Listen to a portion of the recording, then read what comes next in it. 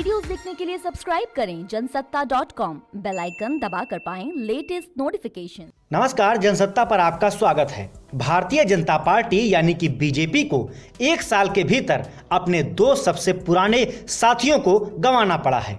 शिवसेना के बाद शिरोमणि अकाली दल भी बीजेपी की अगुवाई वाले एनडीए से अलग हो गया है। लेकिन इस दौरान प्रधानमंत्री नरेंद्र मोदी के नेतृत्व में बीजेपी खुद इतनी मजबूत हो गई जितनी पहले कभी न थी। हालांकि अकाली दल के एनडीए से अलग होने के बाद यह सवाल सियासी गलियारों में उठने लगा है कि क्या अटल बिहारी वाजपेयी और लाल कृष्ण आडवाणी ने जिस गठबंधन की नींव डालकर बीजेपी को केंद्र की सत्ता तक पहुंचाया था, पहले शिवसेना और अब अकाली दल के अलग होने से उसकी बुनियाद दरकने लगी है, या फिर अभी ऐसा कहना बहुत जल्दबाजी होगा क्योंकि लोकसभा चुनावों में अभी 3.5 सालों से ज्यादा का वक्त है। उधर बिहार में एलजेपी की तकरार अगर नहीं थमी तो चिराग पासवान किस रास्ते पर जाएंगे यह भी कहना मुश्किल है। यूपी में भी ओम प्रकाश राजभर की पार्टी एनडीए से नाता तोड़ चुकी है। मैं बता रहा हूं कि भारतीय जनता पार्टी के इसी चाल चरित्र की वजह से अभी उनके साथ से अभी देखिए एक नया मामला आया है। उनके केंद्रीय मंत्री किसानों को मुद्दे पर खुद ही इस्तीफा दे दिए।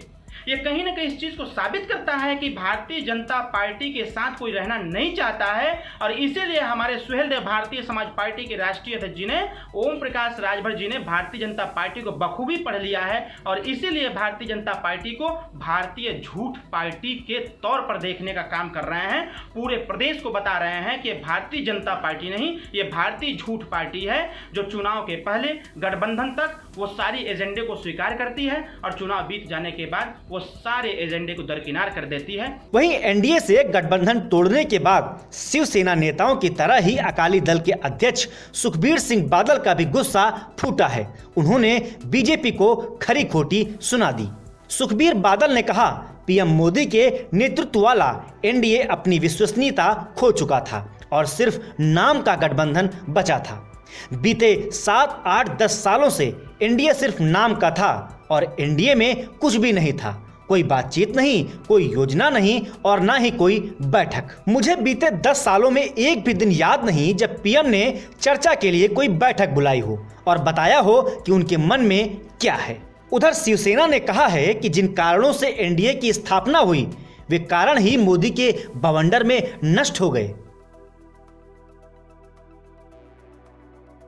आपको बता दें कि बीते साल महाराष्ट्र में मुख्यमंत्री की कुर्सी को लेकर छिड़ी जंग ने बीजेपी और शिवसेना की 30 साल पुरानी दोस्ती खत्म कर दी। बीजेपी शिवसेना का गठबंधन 1989 के आसपास शुरू हुआ था, लेकिन महाराष्ट्र विधानसभा चुनाव 2019 लड़ने और गठबंधन में स्पष्ट बहुमत हासिल करने के बावजूद दोनों दलों के रिश्तों के बीच दरार आ गई। फासला इतना बढ़ गया कि शिवसेना ने न सिर्फ बीजेपी से दोस्ती तोड़ी बल्कि खुद को एनडीए से भी अलग कर लिया, जिसके चलते बीजेपी को महाराष्ट्र की सत्ता भी गंवानी पड़ी और राज्य में कांग्रेस एनसीपी संग शिवसेना ने सरकार बना ली।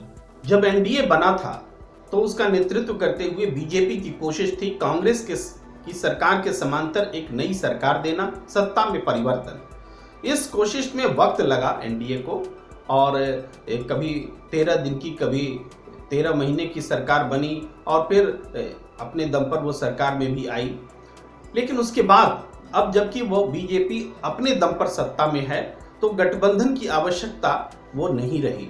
अब सरकार बदलने के लिए गठबंधन नहीं चाहिए, अब सरकार बचाए रखने के लिए भी गठबंधन की जरूरत बीजेपी को नहीं रही। यही वजह है कि एक के बाद एक पार्टियां छोड़कर जाती रही हैं। अब आपको बता देते हैं कि 2014 आम चुनावों में एनडीए की स्थिति क्या थी। लोकसभा चुनाव 2014 से पहले 29 पार्टियां एनडीए का हिस्सा थी। मोदी के पीएम बनने के बाद 5 साल में 16 पार्टियों ने एनडीए छोड़ दिया।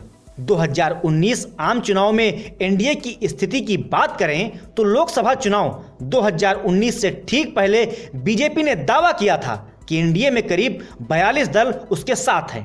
तब एनडीए में शामिल 21 दलों ने चुनाव लड़ा था। इनमें बीजेपी समेत 13 पार्टियां सीट जीतने में कामयाब रही थीं। एनडीए को कुल 354 सीटें मिली थी, जिनमें से बीजेपी को 303 और अन्य 12 दलों को 51 सीटें मिली थी। अब अगर 2020 में एनडीए की मौजूदा स्थिति की बात करें तो लोकसभा चुनाव 2019 के बाद महाराष्ट्र, झारखंड में बीजेपी सत्ता गंवा चुकी है। आम चुनाव के बाद शिवसेना और all Jharkhand student union NDA से बाहर हो गई। ये जो दो पार्टियां बाहर हुई हैं उनके कुल 19 सांसद थे।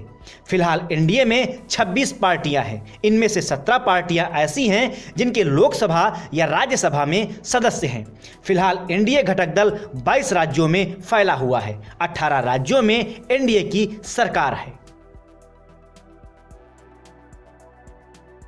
कुछ समय पहले ही सुहेलदेव भारतीय समाज पार्टी के नेता ओम प्रकाश राजभर ने भी लोकसभा चुनावों से पहले एनडीए का दामन छोड़ दिया था।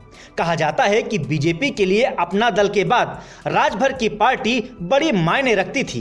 इन्हीं दो पार्टियों की कश्ती पर सवार होकर बीजेपी ने न सिर्फ 2014 में उत्तर प्रदेश की 73 सीटों पर विजय हासिल की, बल्कि 2017 के विधानसभा चुनावों में भी सूबे की सत्ता तक बीजेपी पहुंचने में कामयाब हुई थी। लेकिन अब कुछ समय से अपना दल भी बीजेपी से नाराज नजर आ रहा है। पहले शिवसेना, फिर अकाली दल और उसके बाद बिहार चुनाव में कुछ और छोटी छोटी पार्टियां शायद सरकार का साथ छोड़ दे तो इसमें आश्चर्य नहीं होनी चाहिए।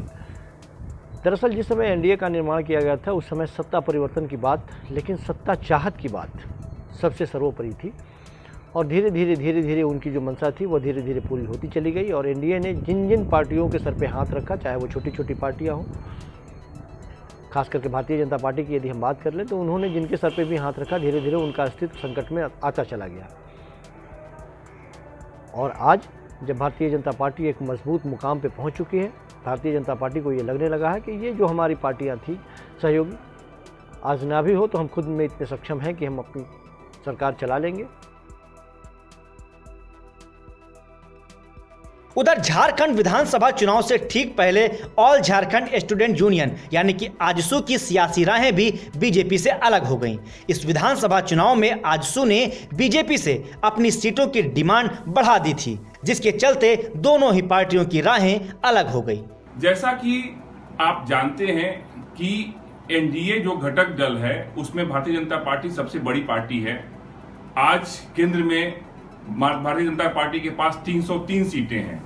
बावजूद इसके हमने अपने सभी घटक दलों को पूरा सम्मान दिया। उन्हें केंद्र के मंत्रिमंडल में जगह देने की बात हो या राज्यों में उनके साथ चलने की बात हो, हमने पूरा सम्मान दिया।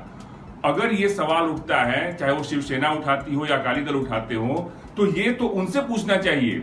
शिवसेना हमें छोड़कर प्री पोल अलायंस हमारे साथ करती है और उसके बाद वो चली जाती है कांग्रेस पार्टी और एनसीपी के गोद में जाकर बैठ जाती है सत्ता के लालच में, जबकि पहले ये बात हुआ था कि जिसके पास ज्यादा विधायक होंगे उसका मुख्यमंत्री होगा।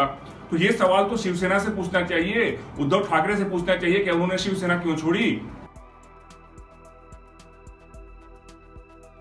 जानकारों की माने तो पहले शिवसेना और अब अकाली दल का एनडीए से अलग होना बीजेपी के लिए चिंता का सबब होना चाहिए। कहावत है कि किला कितना भी मजबूत हो लेकिन उसकी एक एक चट्टान महत्वपूर्ण होती है। अगर वो दरकना शुरू कर दे और समय रहते मरम्मत नहीं हुई तो किले की मजबूती भी ज्यादा समय तक नहीं रहती।